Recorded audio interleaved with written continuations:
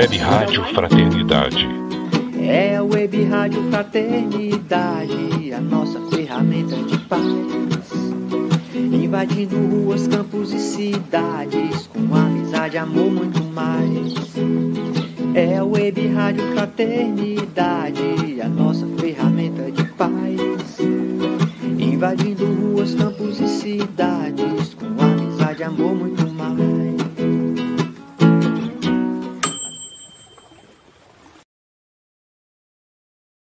Colher muito mais, a fraternidade faz um convite ao coração de todos nós.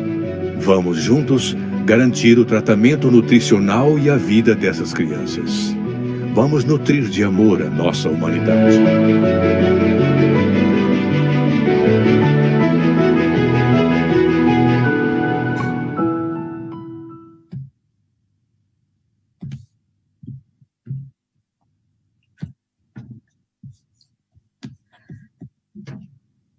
Como vocês viram, através dessas poucas imagens, a fome vem crescendo e ela não espera.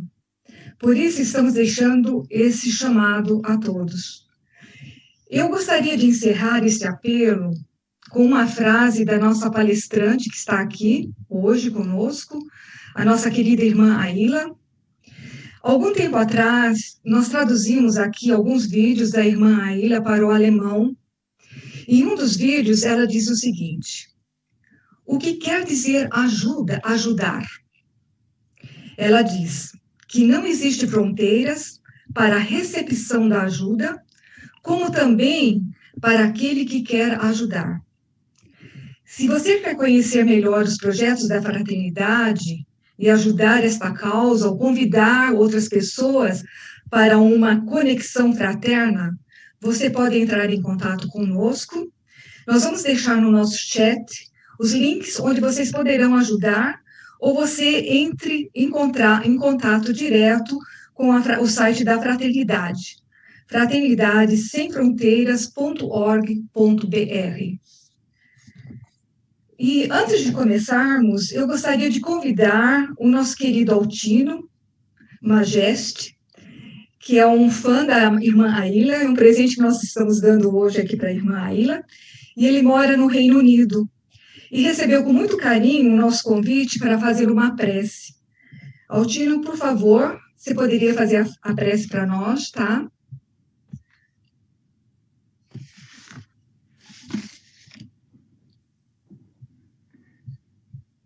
Senhor Jesus,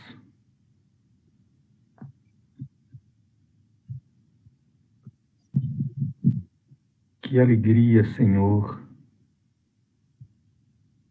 é poder ouvir a sua voz dentro do nosso coração. Nós te pedimos, Senhor,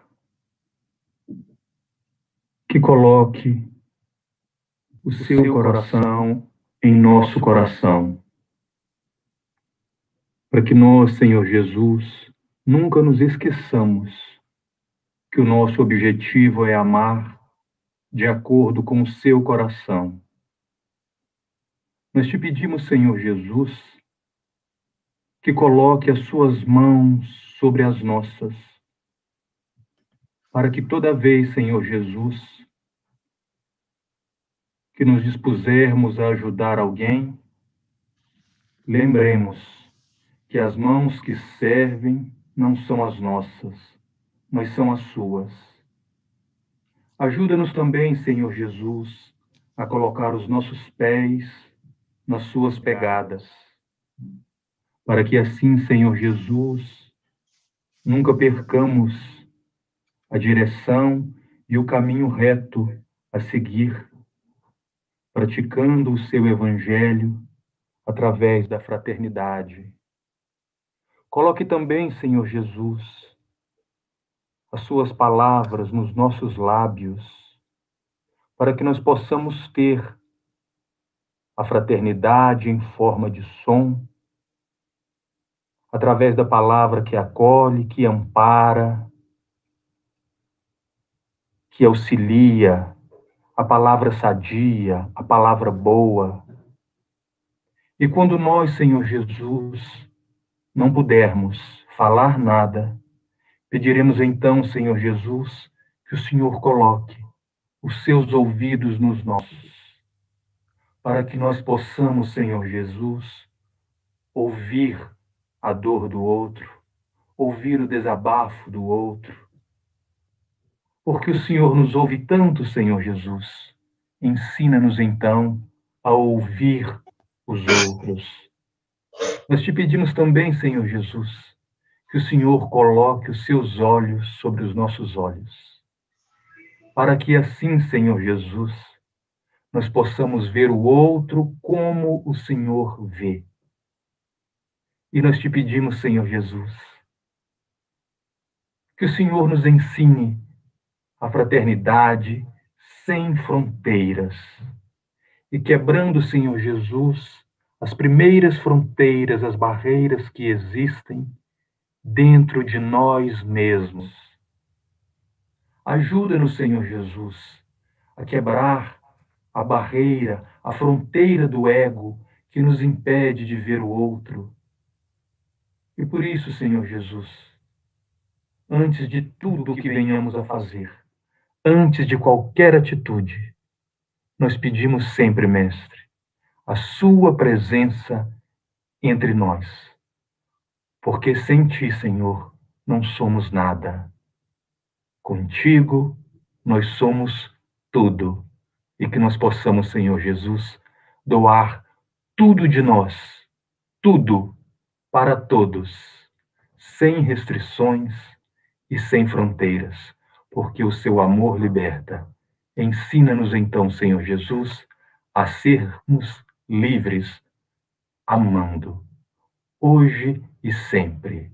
Abençoe, Jesus, a fala da nossa querida irmã Aila, para que ela toque os nossos corações e que a fala dela seja, Senhor Jesus, como sempre, o eco do seu amor entre nós. Que assim seja.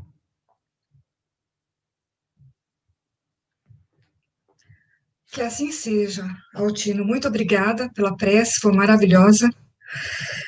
E vamos retornar?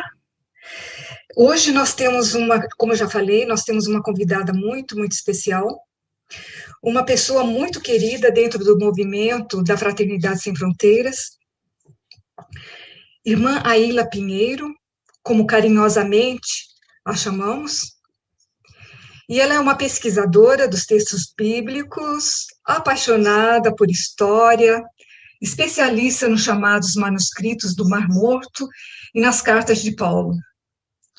Possui graduação em filosofia, graduação em bacharelado, mestrado e doutorado em teologia, e é membro do grupo de religiosas do Instituto Nova Jerusalém, em Fortaleza, no Ceará. E, além disso, a irmã Aila defende o diálogo interreligioso, por ser uma importante ferramenta na divulgação do Evangelho. E hoje a irmã Aila irá falar sobre um tema muito profundo, a compreensão sobre Deus no Antigo e no Novo Testamento. Ela irá abordar algumas questões, o conhecimento de Deus como o único Deus, o Senhor inominável, constitui o núcleo mais original da fé bíblica. Como os descendentes de Abraão chegaram a essa compreensão sobre Deus? O monoteísmo foi sempre a fé de Israel ou houve uma evolução na compreensão sobre Deus? Irmã Aila, boa tarde. Boa tarde, Helena. Eu queria dizer à senhora, irmã Aila, nós do Evangelho Sem Fronteiras, gostaríamos de deixar a nossa gratidão por ter aceitado o nosso convite. É uma honra tê-la aqui conosco, tá? De coração. E eu passo agora as palavras para a senhora, tá? Muito obrigada mesmo. Obrigada. Eu que agradeço. E quero também agradecer a todas as pessoas que estão assistindo, que vão assistir, e agradecer pelo convite, para mim é uma alegria muito grande, saudar alguns amigos que sei que estão aqui, não é, como Beth, Carlos, e toda a turminha lá de Campo Grande, o nosso amigo Altino. Eu acho que um tema um pouco, às vezes, que as pessoas acham, ou umas pessoas acham bem fácil, porque diz assim, o judaísmo é monoteísta, e outras pessoas, quem pesquisa a evolução das religiões, acha complexo, né? Eu vou tentar aqui compartilhar, não é, uns slides, e eu acho que vocês estão aí vendo esses slides. Eu queria só um feedback por áudio, se está tudo ok, se estão... Está tudo ok, Irmaíla? Tá bom, obrigada. Obrigada. Então, vamos lá. Vou falar sobre, como já foi dito, né, a compreensão sobre Deus no Antigo e no Novo Testamento. Então, primeiro, eu vou tratar, assim, de uma terminologia para a gente se entender bem. Judeus, hebreus e israelitas não são sinônimos. Como é que é isso? Essas são formas de nomear pessoas ao longo da história. Então, vou citar um exemplo aqui do Brasil. Nós nos chamamos de brasileiros, e nosso idioma nós chamamos que é português do Brasil. Na época do Brasil colônia, assim que os portugueses chegaram, era comum chamar quem estava no Brasil de português, mesmo quem tinha nascido aqui. Então, quem veio daquelas famílias de colonos, né, nascia aqui nessas terras, e era normal chamá-los de portugueses, ninguém se incomodava. Aliás, se não chamasse de português, eles se sentiriam ofendidos, né? Essas pessoas se sentiriam ofendidas. Então, aqui, da mesma forma, depende muito da época em que eu me refiro. Os hebreus, eles são chamados assim antes da entrada na Terra Prometida. E tem uma razão especial para isso. Essa palavra hebreus vem de Eber, o Ever, que quer dizer atravessar. Eles eram seminômades. Desde que Abraão saiu de sua terra, que era a Caldeia, lá na Mesopotâmia, região da Mesopotâmia, aí, então, eles passaram a peregrinar sem ter lugar fixo para ficar. Então, era normal que se chamassem hebreus, né? Então, veja, o Abraão e a família de Abraão são caldeus, né? São caldeus, e quando Abraão quer uma esposa para o filho, Isaac, manda buscar lá na Caldeia. Então, ele se entende como caldeu. Tempos depois, eles já não se entendem, obviamente, como caldeus. Como eles não são cananeus, porque os cananeus, Canaã é o primeiro nome lá da Terra Prometida, né? Então, como eles não se entendem como caldeus, porque eles, inclusive, não moram lá, vão para o Egito, saem de lá, vão para o deserto, então, eles são mesmo seminômades. Então, não tem uma terra específica para dizer de onde são. Então, eles são hebreus. Eles se denominam hebreus, né? Aqueles que estão nas suas andanças. E isso vai marcar muito a cultura de Israel, esse sentido de não permanência, de que nós não estamos numa cidade permanente, que nós estamos a caminho, que nós estamos avançando, que hora a gente dá aquela parada longa, né, no deserto, e falta não sair de lá, e coisa e tal.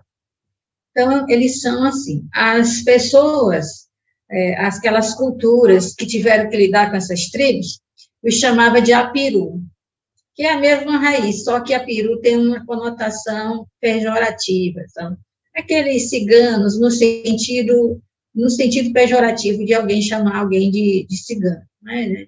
aqueles que andam perambulando por aí, não tem lugar fixo, e que eram suspeitos de fazer coisas erradas. Então, mas eles se entendem como hebreus, aqueles que estão nas suas andanças.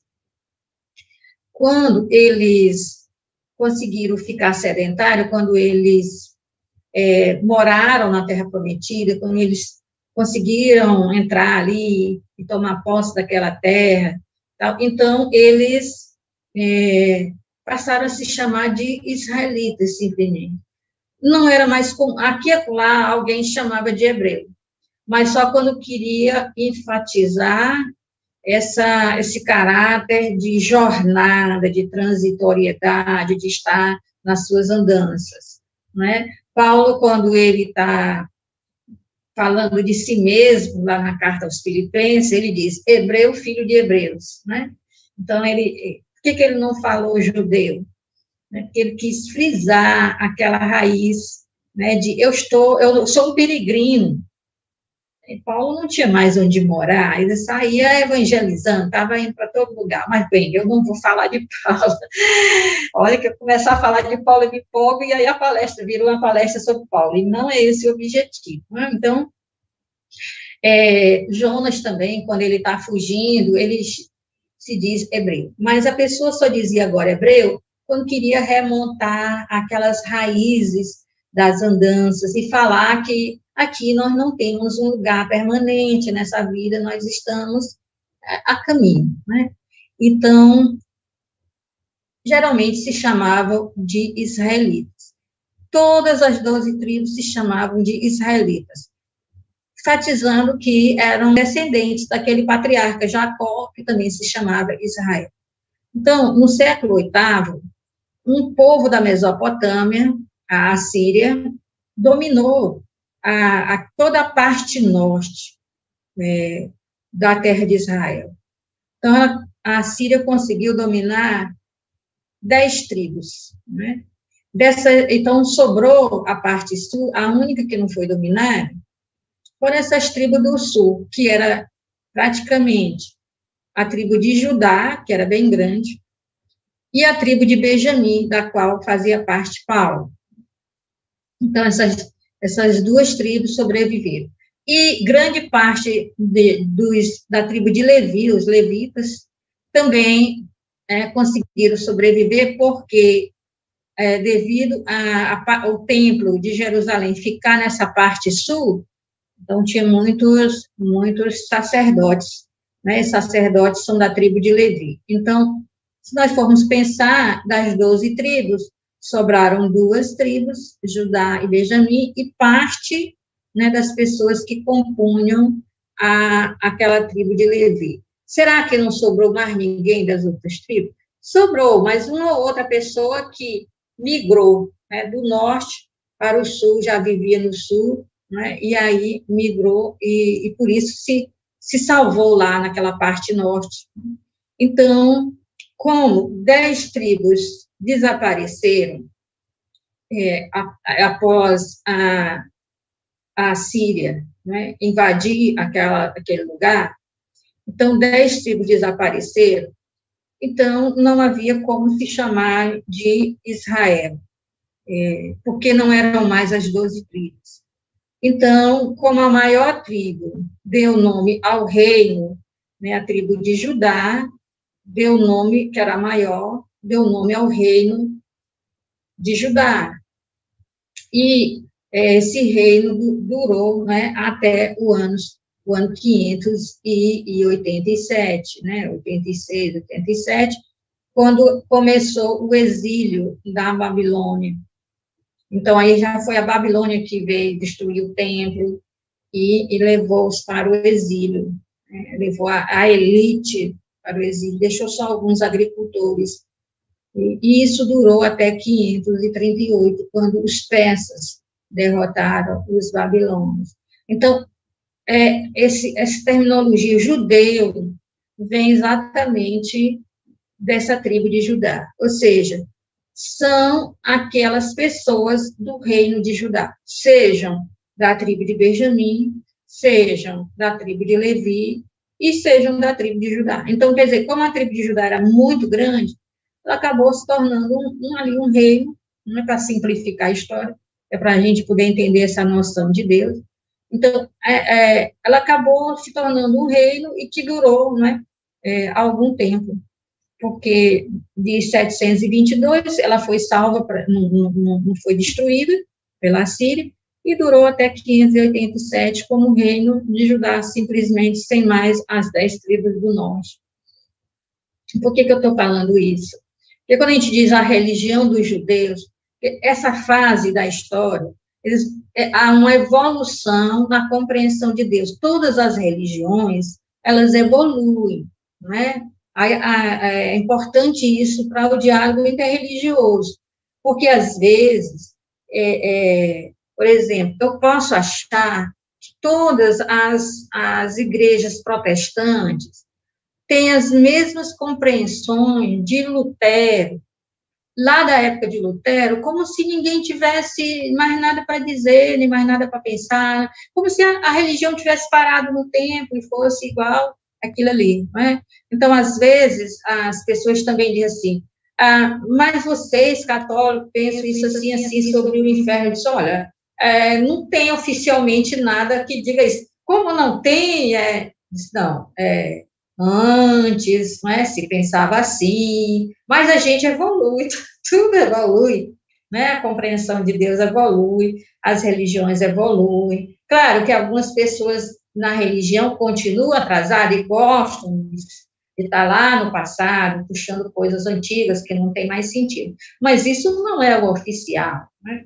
O oficial é outra coisa. No caso do católico, é fácil saber o que é oficial. Olhe para o Papa. O católico é aquilo que é o Papa, né? Porque o católico tem que obedecer ao Papa, ou gostando ou não gostando, tá certo? Então, se o Papa é assim, o católico é assim que ele age, ele tem que obedecer.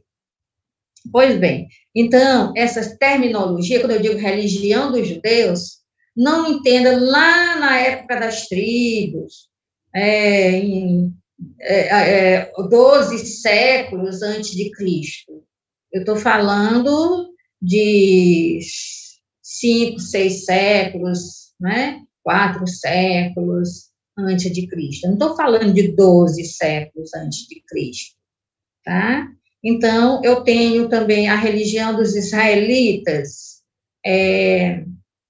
na época da realeza, né, que o rei, ele tinha um papel fundamental na religião, era uma religião institucionalizada, era a religião nacional, a religião do Estado, uma teocracia e tal.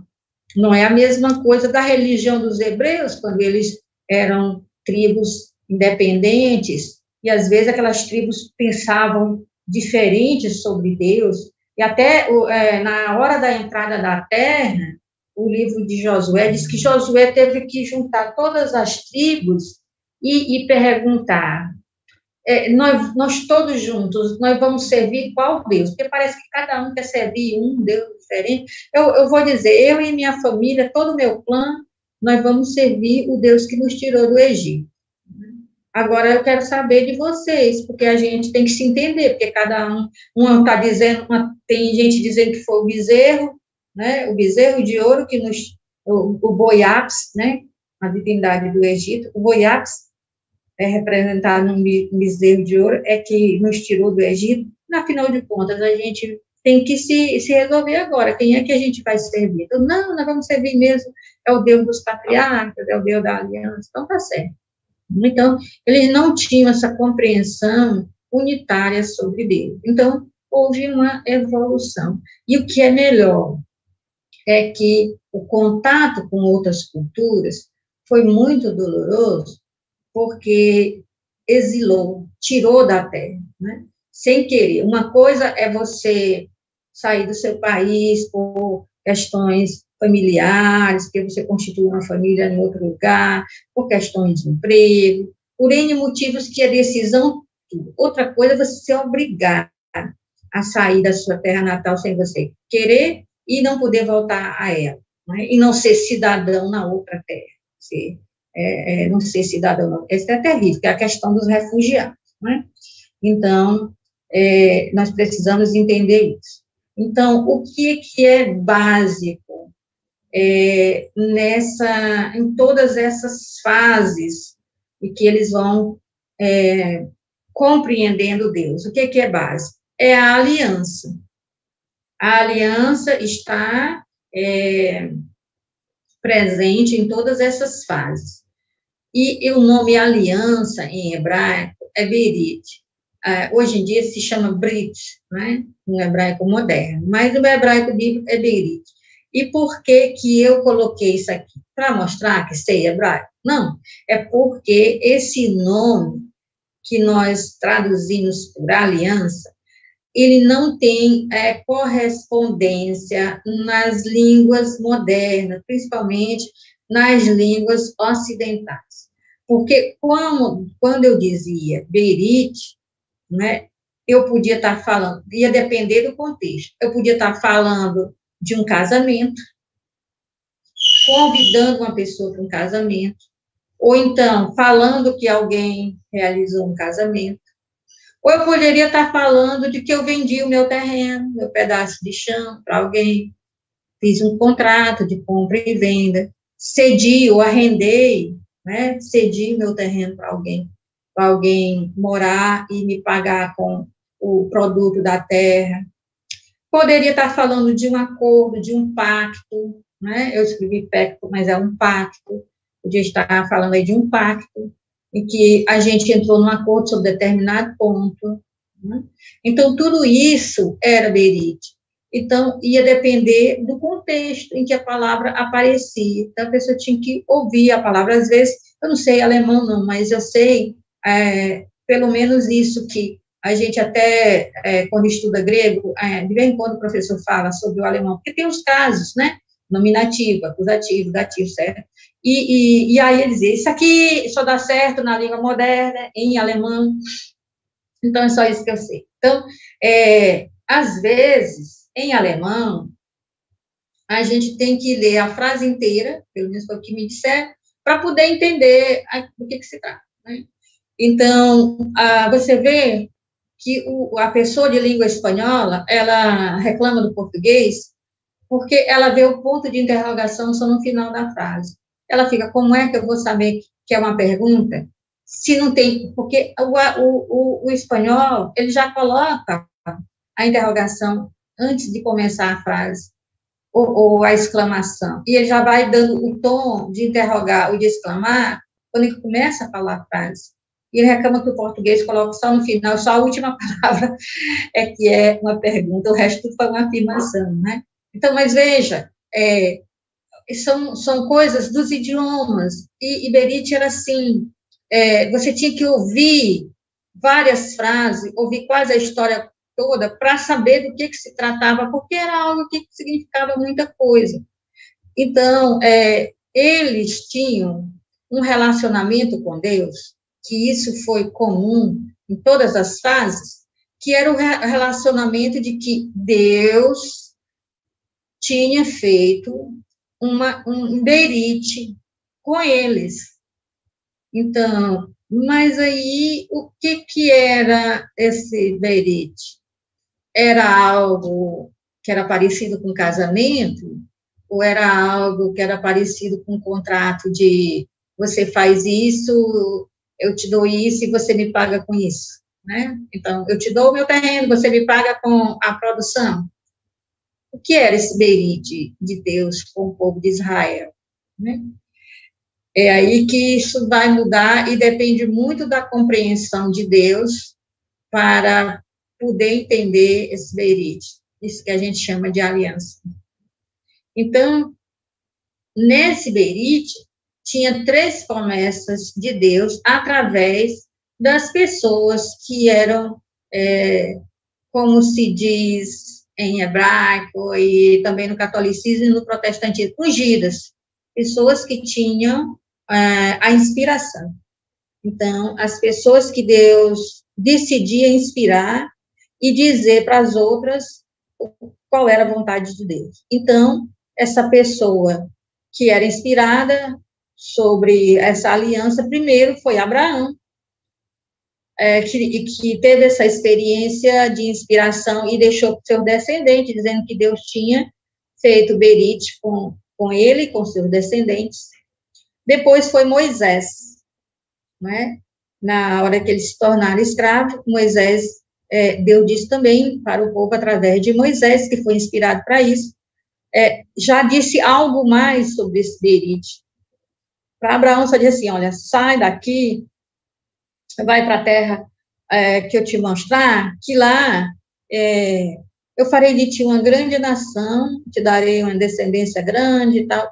Mas isso, Abraão não sabia como era, ele vivia da fé, né? A carta aos Hebreus vai dizer que Abraão, no capítulo 1 da carta aos Hebreus, Abraão vivia da fé, ele nunca viu essas promessas se cumprirem, ele morreu e não viu. Já para Moisés, já ficou bem claro, né? Eles têm, Deus se compromete a dar-lhes uma terra, então, a terra, ali no final deveria ser fechar o parênteses, a terra não é simplesmente vou brigar por causa da terra, essa terra tem que ser minha, não sei o que Deus me deu. Não era bem isso, né? Era da estabilidade. Estabilidade é o que o nômade mais quer. O nômade que não é nômade porque decidiu ser nômade, mas porque é obrigado a ser nômade, porque em todo lugar que ele chega, ele é expulso. Não é? Então, veja aí os refugiados, eles querem um lugar para ficar, não é? Ele quer um lugar onde ele possa ter estabilidade e viver ali naquele lugar, e ter condições dignas de viver, ter direitos, não é? Ter um trabalho, poder parar em algum lugar, ser acolhido em algum lugar, é uma questão psicológica, existencial, não é? A pessoa que não tem onde ficar, não pode ficar no seu próprio lugar natal, e não tem outro lugar, todo lugar que chega é expulso, tudo que ela quer é a terra, é um lugar, não é para possuir, nem questão de poder e nada, ela só quer um lugar para ficar, não é? Quando a gente quer dizer que uma pessoa não tem nada, aqui no Brasil a gente fala, não tem onde cair morto, quer dizer, é aquilo que Abraão não tinha.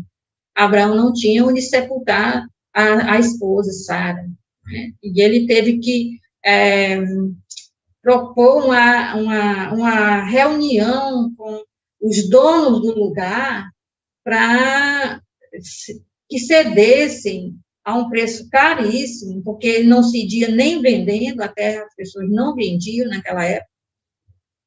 Então, a um preço caríssimo, a gruta de Macpela para sepultar Sara, né? Ele não tinha onde sepultar a própria esposa. Então, é uma pessoa que não tinha nenhuma condição estável, né? Então, essa aí foi uma coisa que já se compreendia Deus, né, como alguém que nos dará uma terra, né? E a carta aos Hebreus vai dizer que essa promessa, não é, da terra, era uma promessa verdadeira, só que eles não entenderam na época. Eles pensam que é a terra de Israel, e é uma realidade espiritual, é um novo mundo, não é? Que ele não sabe direito como chamar, e chama de cidade celeste. É um mundo renovado, transformado, diferente de tudo que a gente vive. Então, você vê que essa coisa de Deus dizer uma coisa e a gente compreender outra é a coisa mais comum que tem.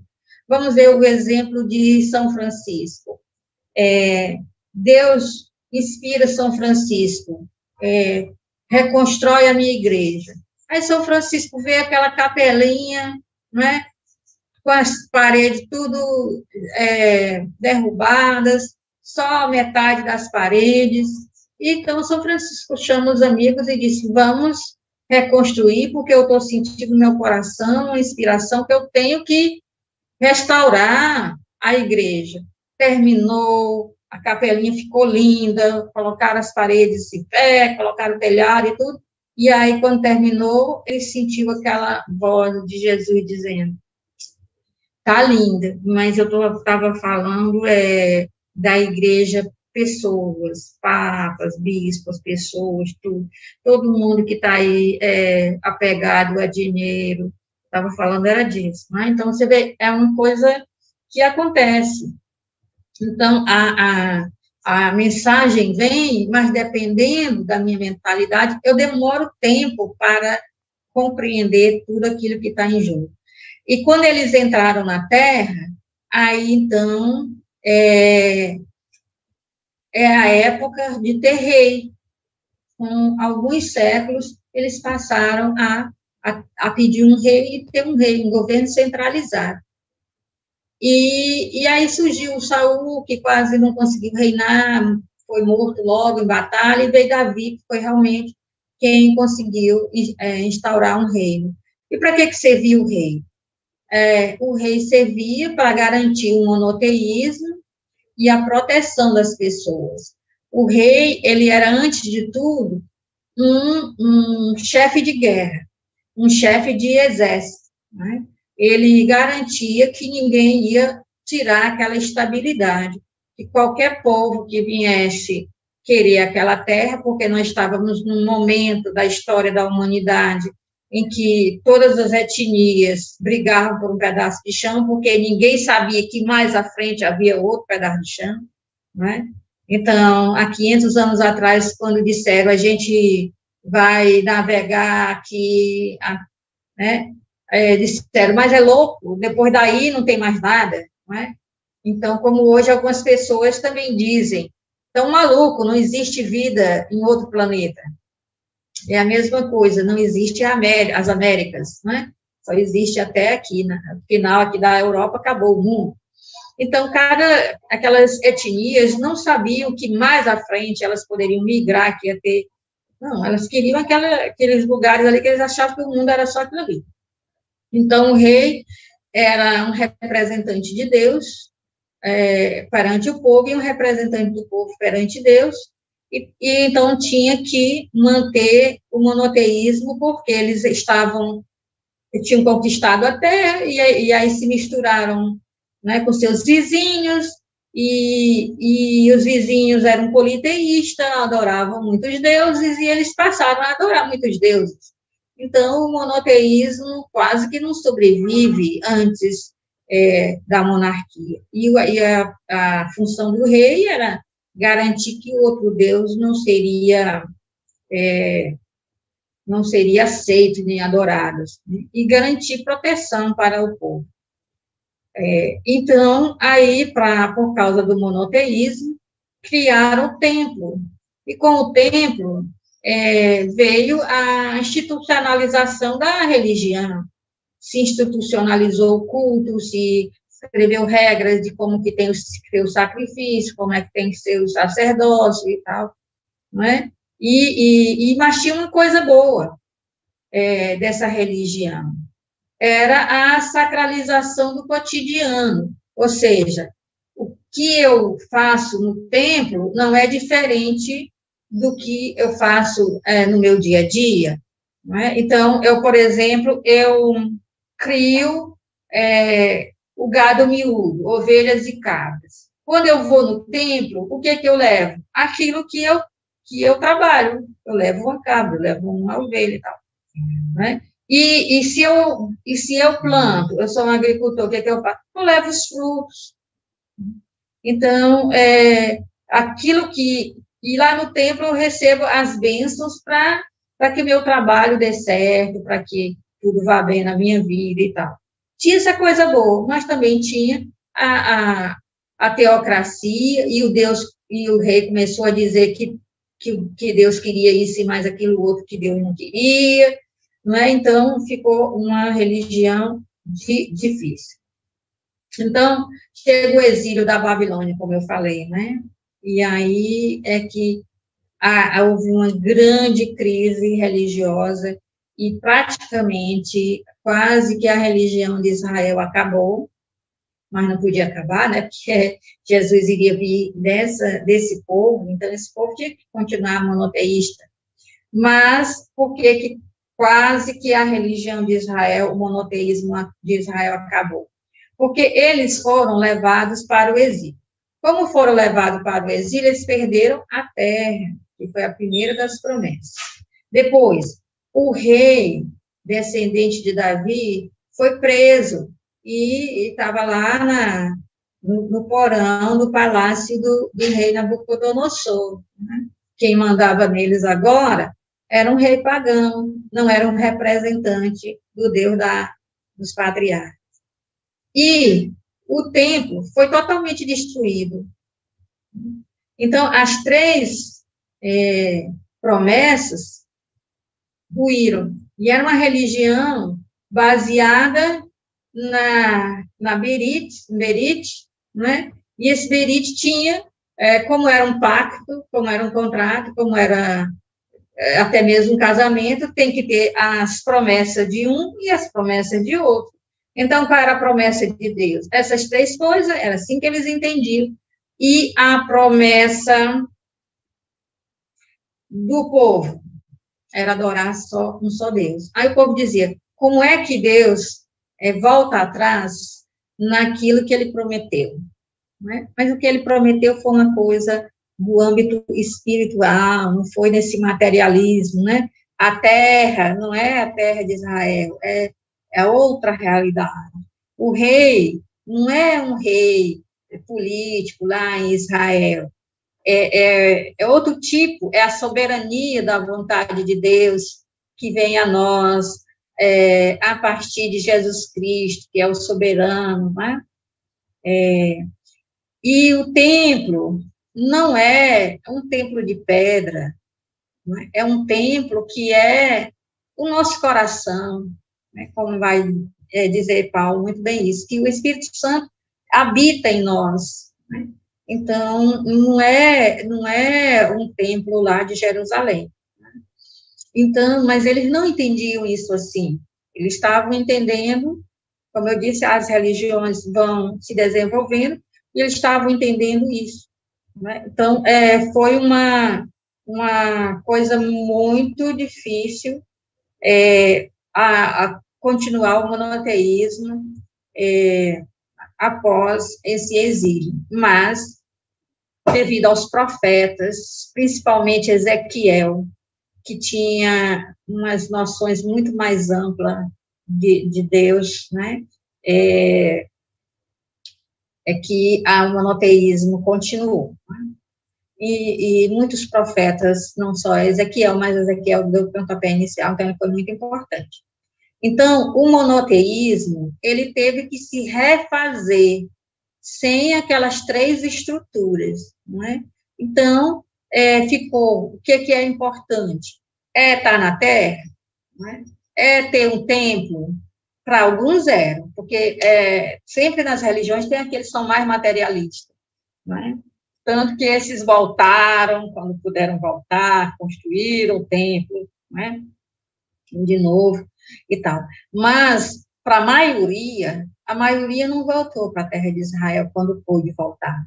Porque para eles Deus se revela, Deus inspira, Deus se mostra, Deus diz à nossa consciência, né, o que é a vontade dele. Então, não é preciso ter um profeta, uma pessoa super inspirada por lá para me dizer o que é vontade de Deus. A minha consciência me fala o que é vontade de Deus, o que não é vontade de Deus. Eu tenho aquele insight, não é, sobre o que é vontade de Deus ou não. Deus se revela, Deus diz o que quer, né? E aí eles passaram também de um momento que foi de um Deus, entre outros, ao Deus um, que lá na terra de Israel, eles tinham a grande tentação de sair do monoteísmo para a idolatria, porque todos aqueles povos ao redor, eles tinham muitos deuses, e então, os israelitas também tinham a tentação de servir outros deuses, porque uma mente que não é, assim, muito desenvolvida para a dimensão espiritual, não é? Às vezes é bem desenvolvida para a ciência, para várias coisas, mas não é para a dimensão espiritual, sempre tem um materialismo, né? E, às vezes, esse materialismo vem na pessoa simples, por exemplo, no católico simples, ou em qualquer religião, aquelas pessoas que querem os santos, ou os cristais, ou os gnomos, ou as fadas, ou seja lá o que for, que compartimenta a vida. Então, no caso do catolicismo, o católico simples, culturalmente católico, mas não instruído, ele diz, casamento é com Santo Antônio. Então, se alguém quer casar, resolve com Santo Antônio. O problema é que eu estou endividada e não tenho como pagar, é Santa Edviges. Santa Edviges é a responsável pelas dívidas, né? Aí, negócios, já trata com ouro. Eu não sei cozinhar, né? Então, quando eu vou para a cozinha, eu peço a São Benedito que me ajude. Então, as pessoas compartimentam a vida, entregam cada parte da vida para uma divindade cuidar. E aí fica difícil o monoteísmo, porque no monoteísmo é Deus para tudo, né? Isso era uma coisa muito profunda na cabeça das pessoas há mais de 2.000 anos atrás, né? Então, eles sempre eles diziam, tá, eu prometi que ia servir só o Deus dos patriarcas, Deus que nos tirou do Egito, mas eu estou com problema no meu rebanho, né? Então, eu tenho que rezar para Baal, que é o Deus da fecundidade. E assim era tudo que era resolvido. Então, eles pensavam que Baal existia, eles não poderiam adorar Baal, se adorasse seria errado, né? Mas eles não tinham essa noção que Baal não existe. Baal existe, mas não posso adorar, né? Então, os deuses da Babilônia existem, mas eu não devo adorá-los, né? Agora, quando eles chegam na Babilônia, que eles estão sem nada, né? Foi doloroso, mas foi, assim, essencial para o monoteísmo, porque aí foi que deu aquele insight de que Deus é criador. Eles nunca tinham pensado nisso, né? Eles só pensavam o Deus dos patriarcas, o Deus que tirou do Egito. Quando eles chegam lá, eles encontram os mitos babilônicos sobre a criação do mundo. E aí ele diz, bom, mas se houve criação, foi o nosso Deus. E aí vem os profetas para ajudar isso, não é? E os escritores do Gênesis, que são dessa época. Então, se Deus é criador, só existe um. Então, esse Deus, ele é um só, ele não é um entre os demais, ele é um só. E aí, se ele é um só, ele é Deus para todas as nações, ele não é só para Israel. E aí eles se perguntam, mas então qual é a função de Israel? E são os profetas que vão dizer, a função de Israel, Deus chamou Israel para uma aliança para, através da aliança, através da gente, através de Israel, Deus chegar até o coração dos outros. E aí é que depois Paulo vai pegar isso e vai dizer, tem que evangelizar o mundo inteiro, tem que pôr em prática aquilo que já no exílio já acordaram e ninguém fez, né? Então, eles chegam a essa conclusão, Deus é criador, se é criador, ele só é um, e se ele é um, ele não é só para Israel, ele é para todos, e se ele é para todos, então, ele ama todas as nações, ele ama todas as pessoas, e ele inspira todas as pessoas, mesmo as pessoas sabendo ou não sabendo que é esse Deus de Abraão que inspira, mas é ele que inspira, e é aí que eles abriram para um verdadeiro monoteísmo. Eu já estou encerrando. Então, eles pensaram, vai vir alguém que vai nos ensinar todas as coisas. Os profetas começam a anunciar essa vinda de alguém. Eles não sabem direito quem é esse alguém, mas eles chamam esse alguém de Messias, que quer dizer ungido, quer dizer, as pessoas que são inspiradas, uma pessoa que é muito inspirada, é a pessoa mais inspirada que já houve, é aquela pessoa que tem, para a gente usar a linguagem de outro, uma conexão com o Criador, que é uma coisa impensável, não é? E como eles têm uma mentalidade muito concreta, eles não são de abstrações, eles já criam um nome para isso, Filho de Deus, não é? Então, o Filho de Deus é alguém que tem uma conexão extraordinária com o Criador, uma conexão que é impensável para nós. E esse alguém que tem essa conexão profunda, essa unção, essa inspiração, essa conexão com o Criador, ele vem aí, mas ninguém sabe quem é. Quem é ele? Como ele é? Né? Não ficou claro. E aí vai vindo mais e mais evoluções da religião. Então, começa a aparecer várias teorias, não dos profetas, mas dos sábios, que falam sobre como é. Vão dizer, ele vai nascer ali. Vai dizer, ele vai ser assim. Um diz, ele vai ser um sacerdote. O outro diz, não, ele vai ser um grande mestre da doutrina. O outro vai diz, não, ele vai ser um rei político, semelhante a Davi. O outro diz, não, ele vai ser igual Moisés. E outro vai dizer, olha, ele vai ser uma pessoa que vai ser uma pessoa simples, que vai ser rejeitada, que vai ser uma pessoa muito sofrida. Outro, você está maluco? Então, eles não se entendiam a respeito de quem seria esse Messias, né? Se a pessoa com essa conexão extraordinária com o Criador, mas sabia que ele viria, e cada um brigava pelas suas teorias, e ninguém chegava a um ponto comum, a não ser um, que esse alguém, esse Messias, né, que em grego dá Cristo, Messias é hebraico, grego é Cristo, o que todos estavam de acordo é que ele iria trazer o reino de Deus. Né? Agora, o que é esse reino de Deus é que ninguém está de acordo, porque o reino de Deus, para a maioria, é uma questão política.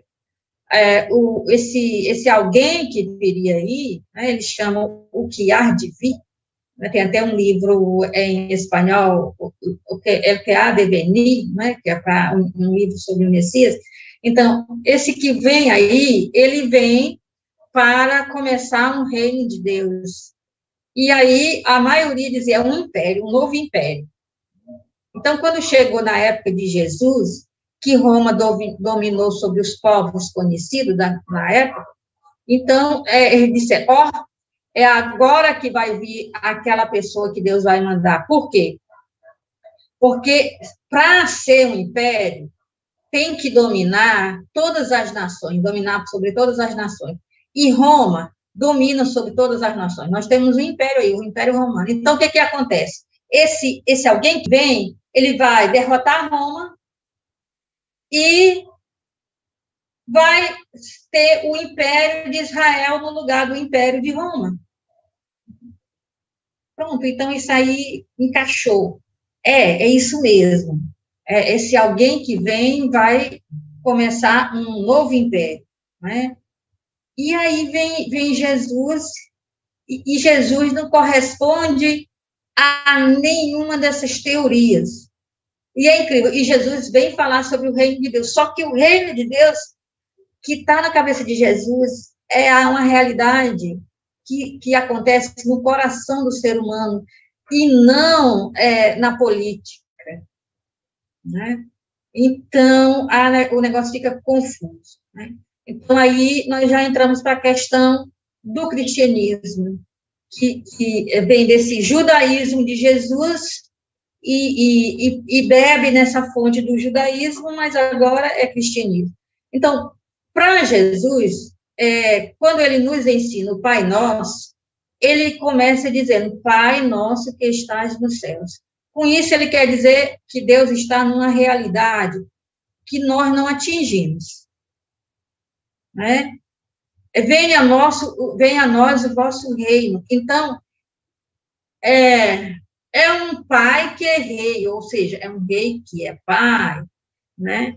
Então, eu admito que ele está além daquilo que a gente pode saber e experimentar sobre ele, mas ele é chamado de rei porque isso significa soberania, significa alguém que tem nas suas mãos a minha vida e a minha morte, a minha existência, a missão que eu tenho que realizar. Significa que a vontade de Deus deve ser soberana. E é por isso que ele pede que seja feita a tua vontade. Então, reino no sentido de que a vontade de Deus é o que há de melhor para o ser humano, né? Agora, como é esse pai? Não é um pai, digamos assim, burguês. Que é um pai burguês? É do movimento da burguesia, né? O movimento da modernidade, iluminismo, pós-iluminismo. Não é um pai que passa a mão na cabeça do filho e tudo que o filho faz está bom porque eu te amo, meu filho, né? Você bebe, joga o carro em cima de alguém, aí você é preso e eu vou lá e lhe tiro, faço tudo para lhe tirar, para você não arcar com as consequências, porque eu amo você, meu filho. Não é esse tipo de pai, não é? É um pai que é o pai do filho pródigo. Quando Jesus fala sobre pai, a gente deve sempre lembrar da parábola do filho pródigo. É aquele pai que dá liberdade do filho se afastar, não é? E aí ele começa a atrair o filho de longe, mas ele é uma atração que vem daqui, né? E do coração. Não é porque ele vai lá, olha, você não vai embora, ou porque você tem que voltar para casa, né? É um pai que nos seduz, que nos fascina, né? E aqui eu estou encerrando, né? Então, esse reino dele, que é a vontade dele ser soberana, é algo que acontece no coração das pessoas, não é um reino político, não é? E isso é que é a boa notícia, essa que é a melhor notícia. Mas como as pessoas estavam presas na dimensão material da religião, não aceitaram. Nem mesmo nenhum dos discípulos, não é? Todos tiveram, né? Quando o discípulo amado está no pé da cruz, ele está mais por uma questão afetiva do que por entender, né, o que está acontecendo. Todos eles disseram, a gente se enganou, não era o Messias, não era o Cristo, não era aquele que ia de vir, não, Jesus não era, porque ele falou tudo diferente, ele tem poder, nós vimos o poder dele sobre os espíritos impuros, nós vimos o poder dele sobre os elementos da natureza, nós vimos o poder de Jesus sobre as enfermidades. Ele podia derrotar o Império Romano com um estalar de dedo, mas ele não quer, então ele não é aquele que devia, porque o que devia nos dá um império, né? Então, eu queria terminar com essa mensagem, né, que a maioria dos bons cristãos, porque cristão tem demais no mundo, mas seguidor de Jesus são poucos, e os verdadeiros seguidores, né, sempre usam esse ensinamento de Jesus como sendo a coisa que mais define o que é ser seguidor de Jesus, ser cristão, é essa frase, né, que inclusive Chico Xavier dizia que se ele pudesse mandar em alguém alguma vez na vida, esse era o mandamento, a única ordem que ele ia dar, né? Novo mandamento vos dou, que vos ameis uns aos outros, assim como eu vos amei. Então, não é amar o próximo como a mim mesmo. Eu não sou o critério de amor, não sou. O amor que eu tenho por mim não é critério para eu amar ninguém. Agora, o amor com o qual Jesus amou, esse é que é o verdadeiro critério para medir se eu amo ou não amo o meu próximo, tá? Então, é isso. A única coisa que eu sei falar em alemão que aprendi com o Carlinho, Vielen Dank. Espero que tenha escrito corretamente, porque eu sei que às vezes tem e às vezes não tem, né, no final, mas espero que sim. E é isso, tá aí nossas redes sociais, caso tem muita coisa de Bíblia, né, principalmente no YouTube, e é isso. Obrigada, viu, gente, por essa oportunidade, né, por tudo isso, e eu vou pausar aqui e de apresentar, né, para a gente conversar. Oi, irmã Aília, muitíssimo obrigada pelas reflexões, tá? Principalmente foi um estudo, acabei aprendendo muitas coisas. O que eu estava pensando aqui é que seria, então, que Abraão, ele veio com o propósito de preparar a chegada de Jesus. Um Jesus sem fronteiras, né? E também estava pensando agora também em Jesus, que ele realmente mostrou os atributos de Deus, que seria a caridade, a fraternidade, o amor. Foi ele que vivenciou, né? E Jesus mostrava quem era Deus. Eu até escrevi agora aqui pensando nisso. Eu pediria para a senhora agora, se a senhora pudesse fazer para nós uma prece, e eu gostaria de avisar as pessoas que a Rádio Fraternidade, agradecer a Rádio Fraternidade, também o recanto da prece, que eles vão encerrar agora, e nós poderíamos deixar aberto para perguntas e comentários também. A senhora poderia fazer a gentileza de nos presentear com uma prece? Sim. Muito obrigada.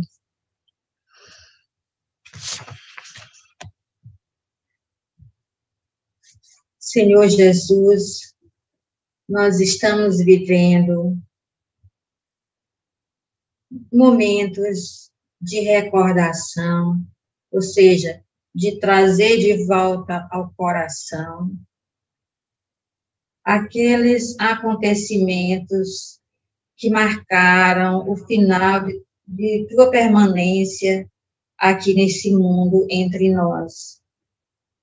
E trazer aqueles momentos de volta ao coração, recordar aqueles momentos, nos traz uma consciência de que o Senhor nos amou ao extremo e que esse amor com o qual o Senhor nos amou ao extremo, se identificando com as nossas dores, com as nossas limitações, com as nossas mazelas, sofrendo a violência de quem te rejeitou. E quem te rejeitou fomos nós mesmos, com o nosso pecado, porque os seres humanos são solidários, trazendo de volta ao coração tudo isso. Nós nos conscientizamos de quem é o Deus Criador. O Deus Criador é o amor que nós não podemos imaginar, porque a nossa capacidade humana de amar e de compreender o amor é muito limitada. Nós somos crianças em relação ao amor. Então, mas vendo esse gesto teu na cruz, de perdão e de amor a quem te odiar, nós temos uma fagulha de compreensão da grandiosidade do amor de Deus. Então, eu quero te pedir, de modo especial, que o Senhor possa tocar, seduzir, fascinar o coração de todas as pessoas que não te conhecem, os ateus, que rejeitam a ideia da existência de um Criador, e de ti, Jesus, o grande meio, o grande mediador de Deus. Quero te pedir, Senhor, pelas pessoas que odeiam, que elas sejam agraciadas com a fagulha de amor, que seja possível entrar em alguma fresta do coração dessas pessoas, que deve estar cheio de rachadura, que um pouco da tua luz possa iluminar esses corações.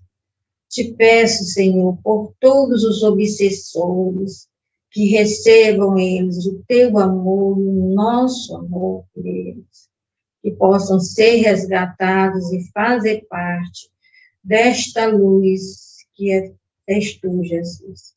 E por nós, que estamos presentes nesse mundo, nessas épocas de pandemia, Senhor, que o Senhor nos instrua, nos ensine, nos convença, Senhor, que é só o amor que pode nos fazer passar por esses momentos de forma correta, agradável e adequada ao nosso Deus Criador e a Ti, Senhor Jesus. Muito obrigada por tudo. Muito obrigada, Jesus.